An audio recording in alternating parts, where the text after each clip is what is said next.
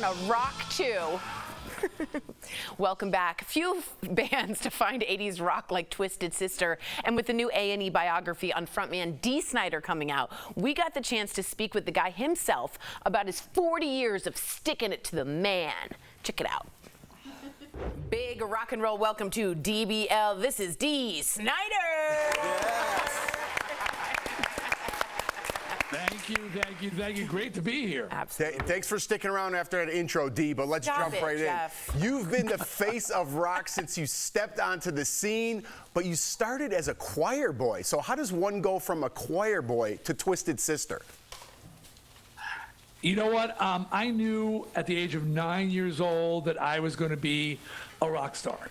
Unfortunately, nobody else knew it, but I knew. And at the same time, I started singing in the school choir and church choirs. I liked singing, and it was my only thing I had going for me was I had a voice, and I was going to maximize that. So by day, I'm singing in the choirs, and by night, I'm singing in rock and roll bands. And guess which one out?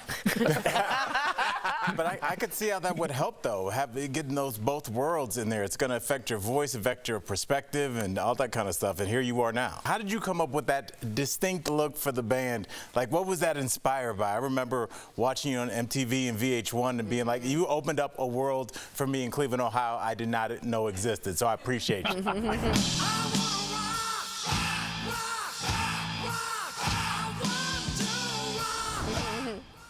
Well, we had been around, literally, the band had existed for 10 years before you became aware of us. And when we started, it was women's clothing.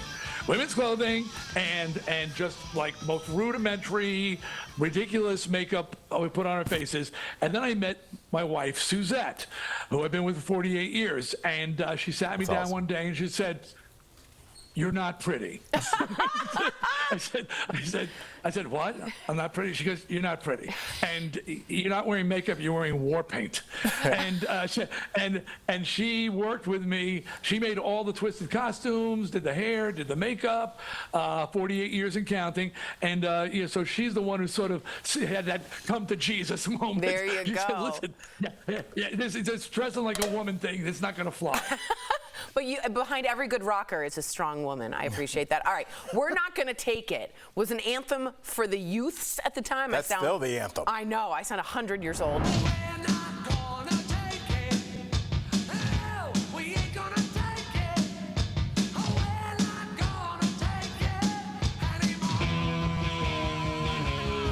But you actually wrote it from the band's perspective about your record label, and I just want to know, what were you guys going through at that time?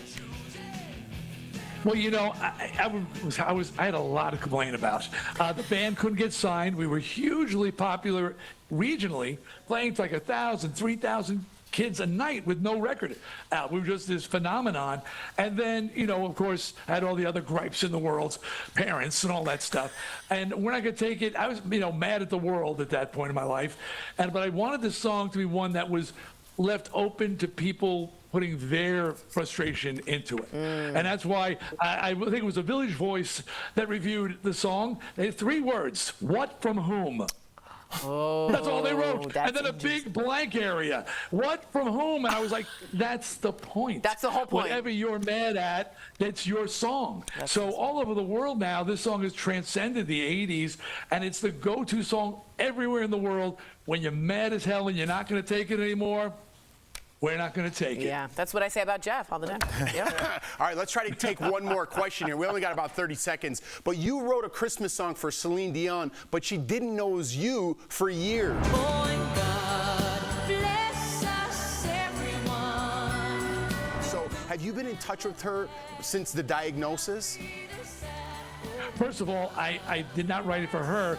My wife, Suzette, asked me to write her a Christmas song. I told her she was insane. I'm a headbanger. I'm a rocker. She said, "You can do it. You're a classically trained countertenor." And I wrote a real Christmas song for her, and I had it recorded and gave it to her Merry Christmas. That was it. Cut 2 years later, an engineer who was on the session was working with Celine. She was doing These Are Special Times. He said, listen to this song. And he played it for her. She said, I want to record that. No way.